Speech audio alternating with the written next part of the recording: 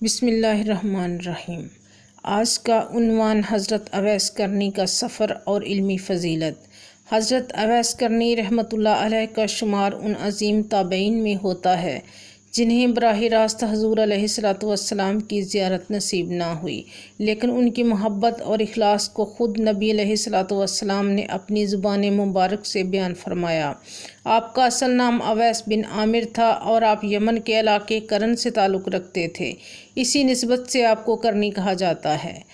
حضرت اویس کرنی نے اپنی زندگی کا زیادہ تر حصہ یمن میں گزارا۔ آپ انتہائی غریب تھے اور اپنی والدہ کی خدمت میں ہر وقت مصروف رہتے۔ آپ کی سب سے بڑی خواہش تھی کہ مدینہ جا کر رسول اللہ صلی اللہ علیہ وآلہ وسلم کی زیارت کریں۔ روایت میں آتا ہے کہ ایک مرتبہ آپ یمن سے مدینہ تشریف لائے تاکہ حضور علیہ السلام کی زیارت کر سکیں، لیکن اس وقت آپ صلی اللہ علیہ وآلہ وسلم گھر پر موجود نہ تھے اور حضرت عائشہ نے بتایا کہ رسول کریم صلی اللہ علیہ وآلہ وسلم باہر تشریف لے گئے ہیں۔ حضرت اویس کرنی واپس لوٹ گئے کیونکہ ان کی والدہ کی خدمت ان پر لازم تھی۔ یہی وجہ تھی کہ انہیں زیارت رسول صلی اللہ علیہ وآلہ وسلم نصیب نہ ہو سکی، مگر آپ صلی اللہ علیہ وآلہ وسلم نے اپنی امت کو ان کے مقام و مرتبے سے آگاہ کیا۔ نبی کریم صلی اللہ علیہ وآلہ وسلم کی بشارت۔ حضور اکرم صلی اللہ علیہ وآلہ وسلم نے حضرت عمر فاروق اور حضرت علی کو وصیت کی تھی کہ یمن کی طرف سے ایک شخص آئے گا جس کا نام اویس ہے، وہ کرون سے ہوگا اور اس کی والدہ ہیں جن کی خدمت میں وہ مشغول رہتے ہیں۔ اگر تم اس سے ملاقات پاؤ تو اسے دعا کروانا اور اس کی دعائیں قبول ہوتی ہیں۔ یہ نبی کریم صلی اللہ علیہ وآلہ وسلم کی گواہی حضرت اویس کرنی کے عظیم مقام کی دلیل ہے۔ علمی فضیلت اور روحانی مرتبہ۔ قرآن و سنت کی پابندی۔ حضرت اویس کرنی عبادت، زہد اور قرآن کی تلاوت میں بے مثال تھے۔ ان کی راتیں ذکر الہی اور دن روزوں میں گزرتے۔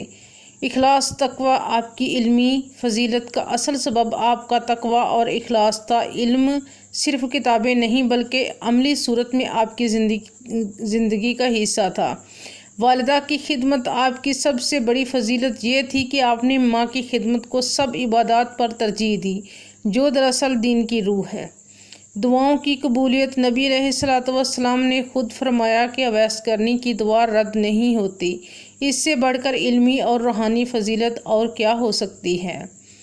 حضرت اویس کرنی کی زندگی امت مسلمہ کے لیے ایک سبق ہے کہ رسول اللہ صلی اللہ علیہ وآلہ وسلم کی محبت اور اتباع، والدین کی خدمت اور اللہ تعالیٰ کی یاد انسان کو کس بلند مقام پر پہنچا دیتی ہے۔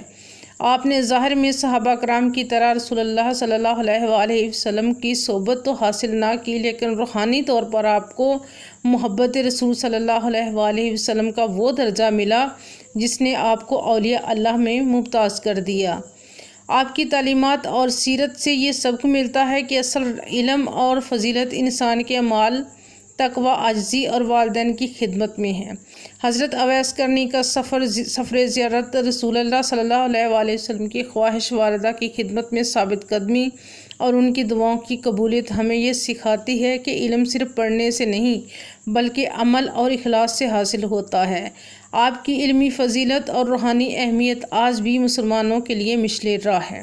اگر آپ کو یہ ویڈیو اچھی لگے تو لائک، شیئر اور سبسکرائب ضرور کیجیے۔